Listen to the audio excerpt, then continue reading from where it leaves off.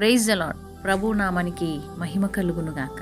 దేవుని వాక్యం సెలవిస్తుంది. ఆది కాండము 6వ అధ్యాయము 6వ వచనము. తాను భూమి మీద నరులను చేసినందుకు యెహోవా సంతాపము నొంది తన హృదయములో నొచ్చుకొని దేవుని స్తోత్రం. నరులను చేసినందుకు ప్రభు ఎంతగానో సంతాపం నొందుతున్నాడు. తన హృదయంలో నొచ్చుకొని ఉన్నాడట. ఆయన మనని ఎంతగానో ప్రేమిస్తూ మనని ఎప్పటికప్పుడు కాచి కాపాడుతూ మనని ముందుకు నడిపిస్తున్నాడు దేవుడు. మనము చాలామంది ఇష్టమైన వస్తువు కొనుక్కున్నప్పుడు, ఎంతో డబ్బు పెట్టి ఒక వస్తువు కొనుక్కున్నప్పుడు అది సరిగా పని చేయకపోయినా, అది సరిగా సహకరించకపోయినా ఆ వస్తువు ఎంతగానో ఆ వస్తువు కొన్న వ్యక్తి బాధపడతా ఉంటాడు. మరి నిన్ను సృజించిన దేవుడు, నన్ను సృజించిన దేవుడు ఈరోజు మాట్లాడుతున్నాడు. భూమి మీద నరులను చేసినందుకు యెహోవా సంతాపం నొంది ఆయన హృదయము నొచ్చుకున్నదట. ఆయన రక్తం ఇచ్చి మనల్ని కొనుక్కున్నాడు. మనల్ని తయారు చేసింది ఆయనే. మరి ఈరోజు నీవు దేవుని మాట వినప్పుడు దేవుని హృదయం కూడా నొచ్చుకుంటుంది.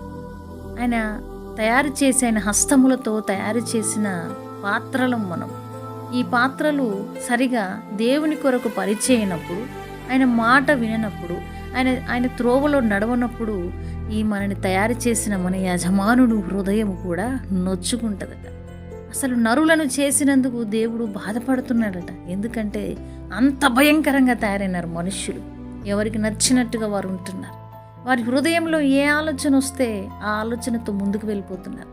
మరి నన్ను తయారు చేసిన దేవుడు ఉన్నాడు, నన్ను సృజించిన పరిశుద్ధాత్మ దేవుడు ఉన్నాడు. ఇదిగో ఆయన ఉన్నాడు, ఆయనే కదా నన్ను తయారు చేసింది.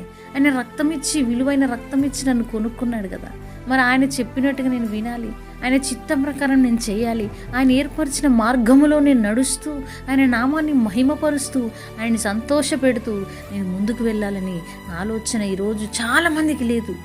దేవుణ్ణి బాధపరుస్తున్నాడు. ఆయన గాయములను మరల రేపుతున్నారు. ఎవరికి నచ్చిన జీవితం వారు వెళ్ళిపోతున్నారు. ఎవరి ఇష్టానుసారమైన మార్గంలో వారు నడుస్తున్నారు. ఈ లోకంలో పడిపోతున్నారు. లోకాశల్లో వెళ్ళిపోతున్నారు. నేత్రాశ, జీవపు దండం కొరకు పరిగెత్తుతున్నారు. ఎవరి ఇష్టం వారైపోయినారు. వారి హృదయంలో ఏది అనిపిస్తే అది ఆలోచన ప్రకారం చేసేస్తున్నారు. ఏ పాపంలో పడుతున్నారు, ఏ అన్యాయతలు, ఏ దుర్మార్గతలు వెళ్ళిపోతున్నారో ఎవ్వరు కూడా గ్రహించట్లేదు. ఇటువంటి మనుషులను చేసినాను కదా అని దేవుడు బాధపడుతున్నాడట. ఆయన హృదయంలో నొచ్చుకుంటున్నాడట. ఈరోజు దేవుని హృదయాన్ని ఎంతమంది బాధపరుస్తున్నారు. ఈ వాక్యం వింటున్న నీలో దేవుని బాధపరిచేది ఏదైనా ఉందా? ఈ వాక్యం వింటున్న నీలో ప్రియ సహోదరుడా, దేవుణ్ణి హృదయాన్ని నొచ్చేలా ఏం చేస్తున్నావు? ఒకసారి జ్ఞాపకం చేసుకోండి.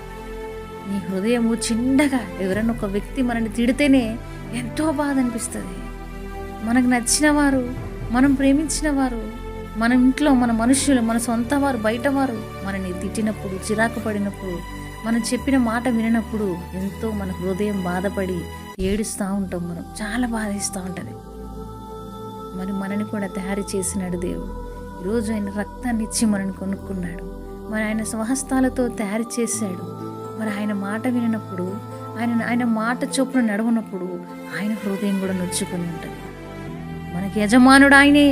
ఆ యజమానుని మాట మనం వినకపోతే మన యజమానుడు కూడా ఎందుకు ఈ మనుష్యులను నేను తయారు చేసినాను అని సంతాపం నొందుతున్నాడట. భూమి మీద నరులని చేసినందుకు యెహోవా సంతాపం నొంది తన హృదయంలో నొచ్చుకున్నాడట. దేవునికి స్తోత్రం. ఎంతో వేదన, ఎంతో బాధ. దేవుణ్ణి మనం ఎన్నోసార్లు బాధిస్తున్నాం. మనం చేస్తున్న పనులను బట్టి ఆయన గాయములను మరలా రేపుతున్నాం. మనం వెళుతున్న మార్గములను బట్టి ఆయన హృదయాన్ని నొచ్చుకునేలా చేస్తున్నాం.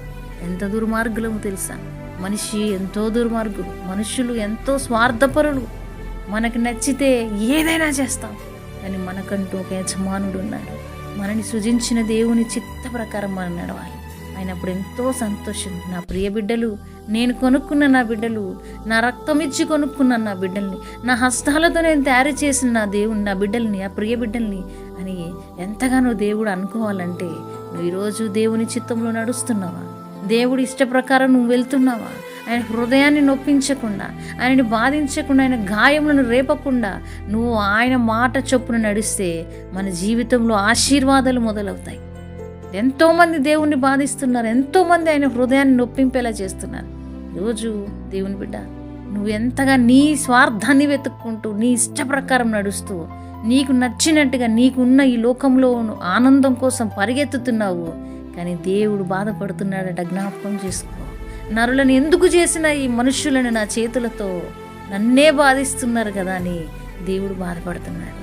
దేవుణ్ణి ఎన్ని మార్లు బాధపరిచావో ఒకసారి ఉదయంకాల సమయం ముందున ప్రభు నీతో మాట్లాడుతున్నాడు. ఎన్నిసార్లు దేవునికి ఇష్టం లేని పనులు చేసినావు నువ్వు నీ హృదయంలో ఆలోచించుకో. ఎన్ని మార్లు నీ దేవుని చిత్తము లేని మార్గములో వెళ్ళి పాపములో పడిపోయినావు నువ్వు.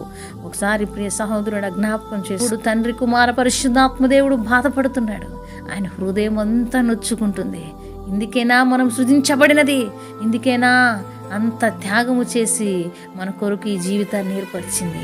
ఒకసారి జ్ఞాపకం చేసుకుని మనకు నచ్చిన వారిని ఎవరైనా ఒక్క మాట కూడా మనం వారిని జాగ్రత్తగా చూసుకుంటాం. మరి మనను సృజించిన మన దేవాది దేవుణ్ణి ఈరోజు వరకు ఎంత బాధించినామో జ్ఞాపకం చేసుకొని ఆయన సన్నిధిలో కన్నీరు కారుస్తూ ఆయనని క్షమించమని అడిగి, ఇప్పటికైనా ఆయన నచ్చిన బిడ్డల వల్లే మనము ఆయనని సంతోషపెడుతూ ఆయనని అద్భుత రీతిలో ఆయనని సేవిస్తూ ఆయన నామము గణపరుస్తూ ఆయన చిత్త ప్రకారం మనందరం కూడా ముందుకు వెళుదుముగాక. ఆమేన్. తండ్రి నీకు స్తోత్రం చెల్లిస్తున్నా. మమ్మల్ని క్షమించండి ప్రభువా. నీ కృపలో మమ్మల్ని అందరినీ వర్ధిల్లింపచేయి. మమ్మల్ని క్షమించండి. నీకు అసహ్యమైనది మాలో ఏముందో అది తీసివేయమని అడుగుచున్నాం ప్రభువా.